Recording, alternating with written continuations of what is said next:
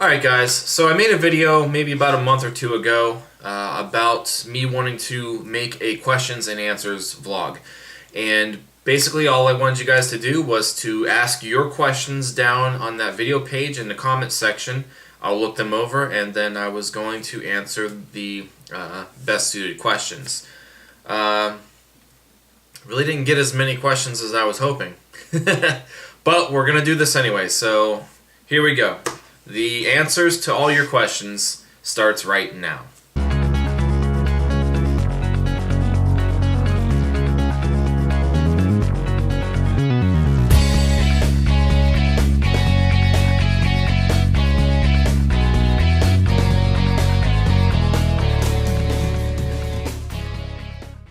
This little washer, I think, fell off of my chair. I know the chair's been squeaky a little bit, but this thing fell off. I really hope this chair doesn't fall down on me. But that's good entertainment. Anyway, welcome to this installment of Mike's Vehicle Vlogs. I am Mike Adams, and I am going to give you the answers to the questions that some of you guys have asked in this Ask Me Things video that I put up maybe a month or so ago. And as I mentioned in the intro, I really didn't get as many questions as I was hoping. There are a couple of good questions here, so I'm just going to try to fill in as much as I can as far as the answers to some of these questions. Some people asked more than one question, which is good. So let's get started. What do you do for work outside of doing videos? Do you go to Kent or YSU? Go Gwens, you must be a local person. You've got to be from the area. Or did you graduate? Tell us about yourself. I like this question, so I'm going to start this video with that just because of the type of question it is, like the whole tell yourself thing. It's a very good introduction, I think, to this. So we're going to dissect this question now, and I will give you the answers to this. So a little bit about myself.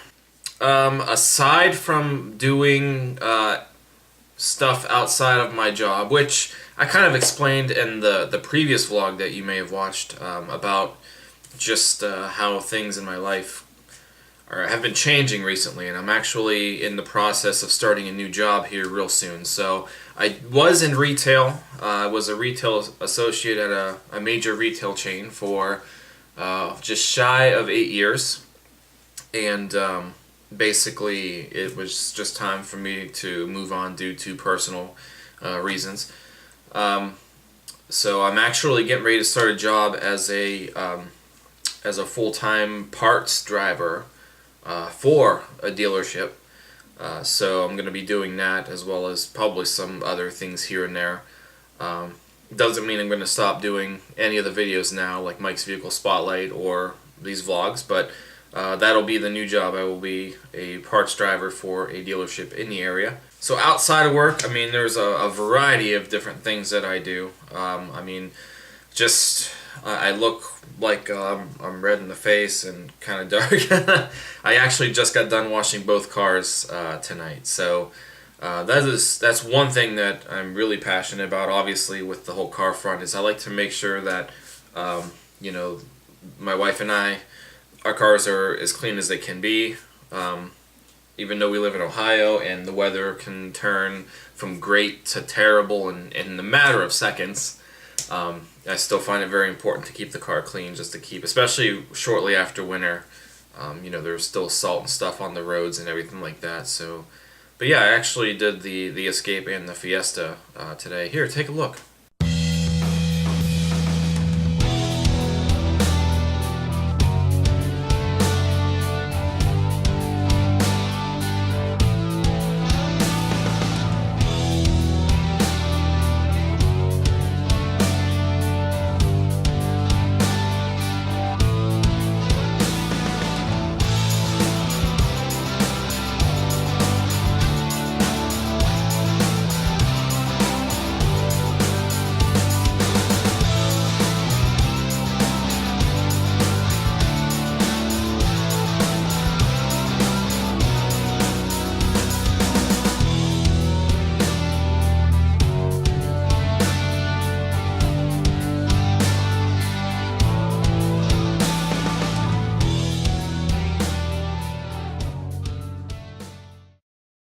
I'm also a musician.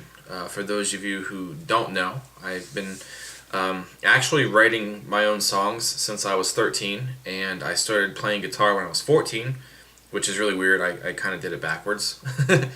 um, but yeah, so I mean, I play guitar and I sing and such. I was um, actually in a band when I was in high school called Eccentrophobia.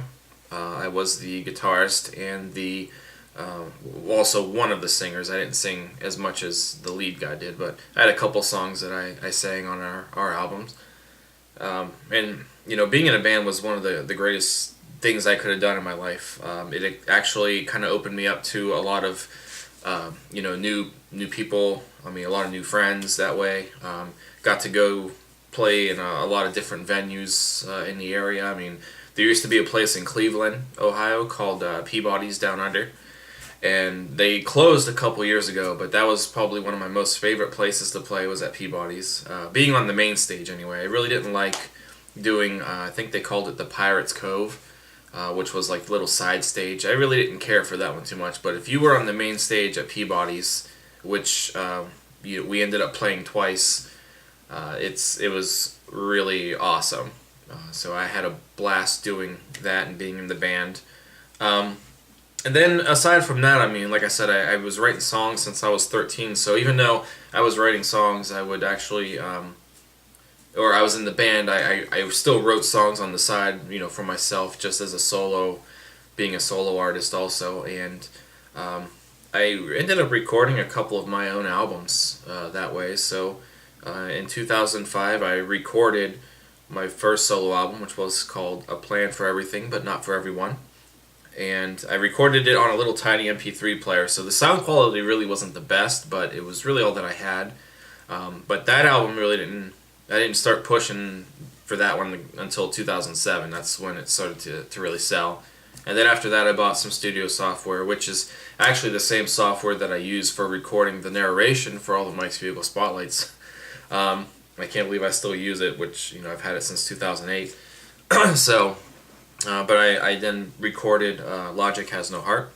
And from there I had a couple of other solo albums, Alternative Ways to Fly, Successful Ways to Fail. And actually, I mean, it's been a while since I've done anything solo, like acoustically. I mean, so I was actually planning on, you know, recording a new solo album and have it out by the end of the year, just to kind of mark the 10-year anniversary of me even releasing my very first solo work. So by the end of the year, I hope to have that done. I've already started to record a couple songs, and I'm still kind of messing with a couple of other ones. I actually have a little side project that I've been doing, which is called 20-something. And basically, I kind of wanted to write music that actually had a little more sound to it, not just acoustic stuff. I wanted it to sound like a full band. So I started to kind of write and experiment with like the GarageBand on my iPhone and stuff like that. And I have my brother's bass here, you know, and I recorded bass tracks and stuff. And I started that in 2013. So it's still something that I'm doing on the side. The 20-something project kind of gave me a chance to change my writing style a little bit, and you know, kind of you know, be a little more aggressive and stuff. So I also have that out there too. But yeah, other than that, I mean, I'm just looking forward to going back to my acoustic roots and having some new music out that way. So maybe with this new job also, I can probably even start playing shows again on the weekends. As far as my musical tastes, I'm usually a rock person. I like just about all kinds of rock. I'm really big on stuff from the 90s, like 90s alternative rock. I like a lot of rock stuff from today. But I mean, music really doesn't... I'm not all that picky when it comes to my music. I mean, you can sit me in front of anything, and as long as it's got a good sound or something to it, you know, I can listen to it. I mean, one of my least favorite genres, I have to say, would probably be country. I don't really listen to a whole lot of country, but I don't think country's terrible. It's just not all, you know, I just don't have that acquired taste for it. So, but like I said, you can put country music on, and it doesn't really bother me as long as there's some sort of music going on somewhere in my life. I really can't. I really can't complain. I like working to music. Usually when I'm sitting here and editing, MVS, I've always got something on the computer playing. In the car, of course, I've always got music on. I like my music loud when I'm in the car, I'm not gonna lie. But yeah, I mean, music to me is just, it's just amazing. It's like a gift that just keeps on giving, I guess, is the way that I look at music. Especially all the years that I've been involved with writing music and performing music, I feel like it just kind of makes music even more special to me. So aside from my job and aside from detailing the cars and writing and listening to music and stuff, there's really not a whole lot that I do other than that. I'm the person who doesn't like to watch TV all the time and stuff like that. I'm usually trying to find something productive to do all the time, which is why I do the vlogs and I do MVS and I write and record music. And I mean, I always try to find some way to be productive. The only time that you'll ever really catch me watching TV is if my wife and I find a really good series on Netflix to start watching. But even then, I don't binge watch anything. So that just kind of tells you. The only time that I usually try to relax is usually right before I go to bed. So that's like my unwind time for the most part.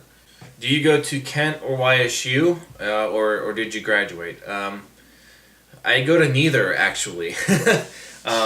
I graduated high school in 2006, so I haven't really furthered my education since then, which actually, does sound kind of sad. I had plans on going to college out of high school, but at the time, I was one of the people who just kind of got sick of school and decided to just work my full-time job that I had then, just take like a year off, and I just never went back. Now, I have looked into it since then.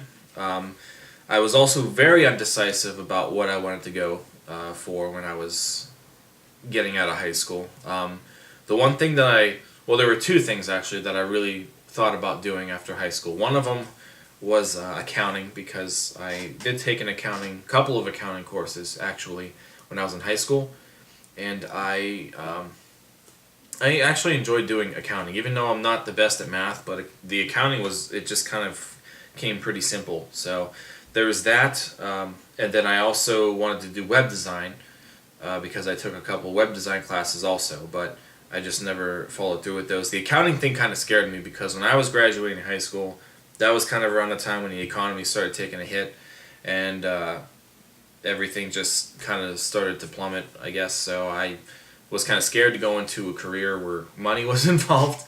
So yeah, that just kind of pushed me away.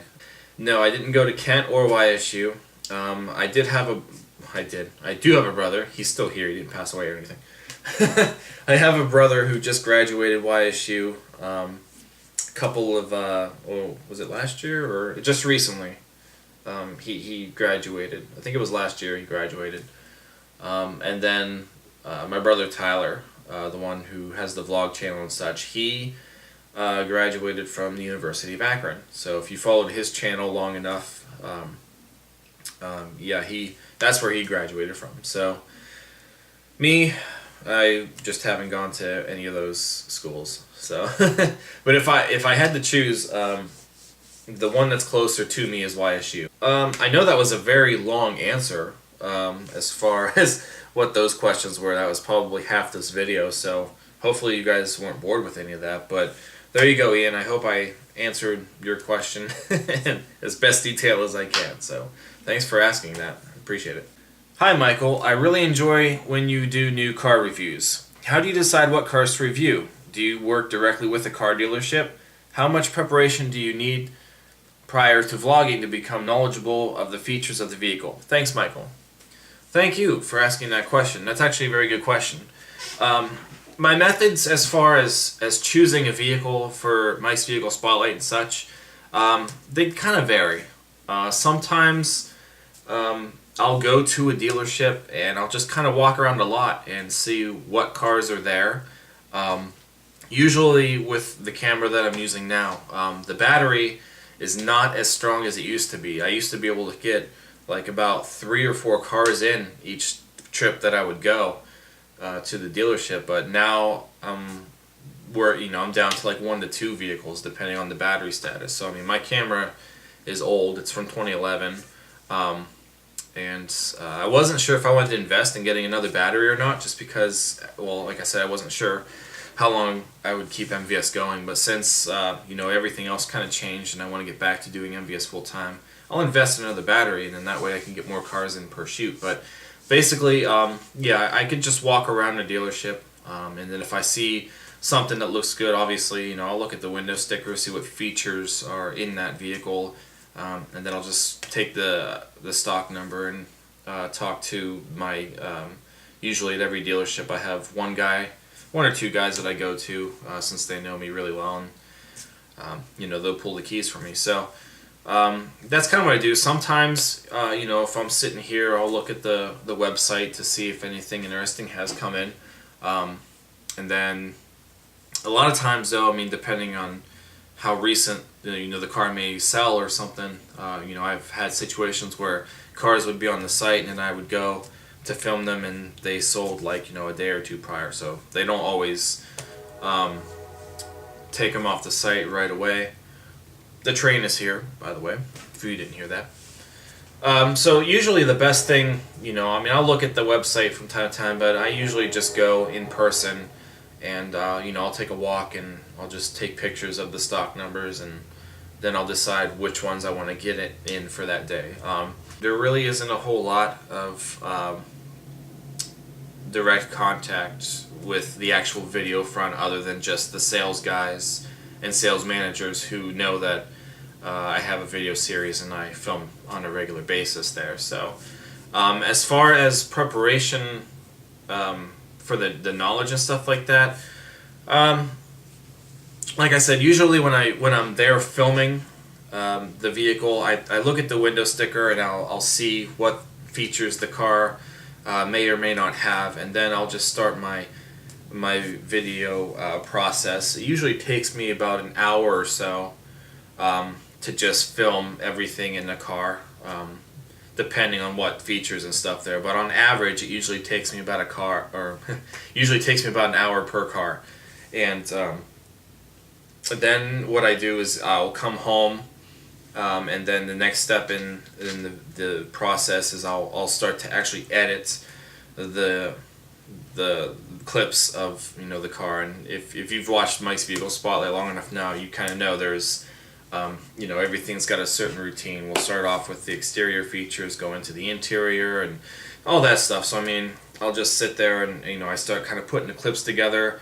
I'll render a rough draft, and then as I'm actually once the rough draft is done, I'll write the script to that, because in that way I can time what I'm writing off of the features that I'm filming on the car. So at that point, once the render's done, like I said, I'll do some research online. A lot of the information that I get from, or a lot of the information I get for, these cars, I try to get as much information from the manufacturer as possible. That means their website. If they have actual dealer brochures, which I honestly would prefer, because I like having those. I usually try to get a brochure, and if they don't have it, I could always download them from their sites and stuff like that. And then just there's other sources on the web that I find as far as when the car first came out and the history behind it and stuff like that. I honestly do use Wikipedia a lot for that, because it seems to be the only site that I can find where there is a lot of information there. And I know a lot of people don't trust Wikipedia, but when it comes to cars, I don't really think there's a lot that you can go wrong, especially if it's older stuff. So that's basically where all the knowledge and stuff comes from. And a lot of the real research and stuff takes place after I've filmed the car. So I hope that answers your question. Thank you very much for asking. Let's go on to the next one. Hi Michael, how long do you think you will keep the new Fiesta? Unfortunately, we do not get the Fiesta 4-door saloon in the UK. Well, Andrew, I've seen your comments before, and I think that they have been on the Fiesta videos actually like that. But to answer your question, we've had the Fiesta since January of this year. I absolutely love this car, and I don't think that we are going to get rid of it anytime soon. My wife likes it. I honestly think I like it more than her just because I am the car, enthusiast. She just drives it to work and back and stuff like that. When I get into it, I like to have a little bit of fun sometimes with it. But no, I mean, I absolutely love the car. I never thought I'd want to own a Fiesta. I've always been more of a Focus kind of person just because the Focuses are a little bit bigger. But amazingly, as I've mentioned before, for as small as the Fiesta is, and me, I'm about 6 feet tall. I can actually sit pretty comfortably in the Fiesta. As you've seen, if you may have watched our video where we went to the wedding down near the Columbus area, that was roughly almost a 3-hour drive-ish, and I drove the whole way, and I was comfortable the whole time, so that's really good in my opinion, especially since I'm so tall. I didn't feel like I was getting antsy sitting there or anything like that. But love it. It's fun to drive. It handles great. It's got a lot of pep. I'm really glad that we ended up getting that car and not something else. So it's kind of a shame that you guys don't have the 4-door version over there. But it's it's a great car. I should say the sedan or the saloon. I'm sorry. You guys have the hatchback version. So hope that answers your question. We do plan on keeping it for a long time. And trust me, we got a long time to pay on it. So it's going to be a long time. It's a great car, though. I'm really glad that we got it. So hope that answers your question. Cool. Work harassment questions. I don't really know where that question's going. But if you or somebody you know is experiencing work harassment, you should probably notify your management team immediately. Hope that answers that question. If you had to pick a classic car to own, what would you own? That's a tough one. Honestly, I have always, I've probably mentioned it before at some point, but I am a huge Corvette fan. That's the one car that I absolutely wish and hope to own one day. I mean, a lot of people kind of wish for, things like Lamborghinis or Bentleys or Ferraris. I like those too. But I honestly think the Corvette, in most cases, can happen. And the Corvette's an awesome car. My aunt actually has what I think is a 74 Corvette. And she actually had this car almost rebuilt from the bottom up. I consider that to be a classic. So I mean, if I ever had a Corvette like that, that'd be great. My ideal Corvette, honestly, is a C5, and one day I hope to own that. So I don't know if that really counts as a classic car or not, but that is what I would like to own now. I would definitely like a Corvette. I would not care if it was anything older like that. But my ideal vet is the C5 generation. So hope that answers your question. Thank you. Does your sister-in-law's 2015 VW Golf make a whining noise when you reverse it? I'm honestly not around the car enough to know, but from what I can remember and from what's in the video of me driving or learning how to drive the stick in that car, I want to say no. I don't remember hearing anything whine. I know that it's typically normal for a car that is a stick shift to whine when it's in reverse. Not sure why. I don't know if it has to do with the flywheel or something, but if it whines, I would think that's normal. But I don't recall hearing it whine or not, to be honest with you. And the last question that I have here is, what is your best suggestion for a first car, 2006 to 2009? Oh man, that's kind of tough. You know, I honestly think there's a lot of personal preference that might go into this kind of question. So, I mean, I honestly don't have a particular suggestion for you at this time anyway. The only thing that I can say is, especially if it's going to be a 2006 to 2009 model, nowadays, I mean, you're going to want to make sure that, you know, if you can, you want to make sure that it was properly taken care of. The mileage on those vehicles now are probably going to be somewhat high, so you definitely want to make sure it was taken care of to the best care. You want to make sure that there really isn't anything wrong when driving it. You know, you want to make sure that you know, obviously the brake components have been inspected or changed or such. You want to make sure that the tires are good. You want to make sure that it's not leaking anything, because you know, 2006 and 2009, I'm sure there's cars out there now that are leaking in various locations possibly. So you just want to make sure that there's no leaks and stuff. Cosmetically, you know, they may not be in the best condition at this point, but you definitely want to make sure that you've got something that's not completely rusted out, especially when it comes to like the chassis or the frame. You know, make sure that the suspension components and stuff have something to grab onto and they're not rusted out, so there's that.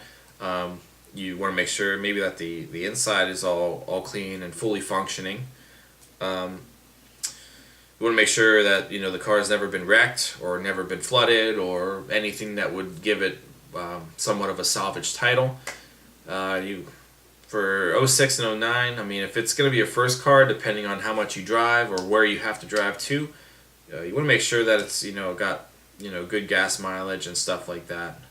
Something that basically you would be comfortable with. But I can't really think of anything off the top of my head as far as a particular first car. So hopefully what I said, you know, kind of helped answer your question there a little bit. But if you kind of keep those things in mind as you do research, I'm sure that you can find something that would be a good first car for you or whoever you may know who needs a first car. So that's what I've got for you. Alright guys, I've answered all of your questions on that page. Like I said, there really weren't a whole lot, but I hope that I've made it worthwhile to watch this video in the detail to a lot of the questions, all the questions that were there. So I might try this again maybe later on. We can go for you know, another questions and answers log. But hopefully for the ones who have asked these questions and are watching this now, I hope that I have answered them for you to the best of my ability. So thank you for asking those questions and participating. I greatly appreciate it.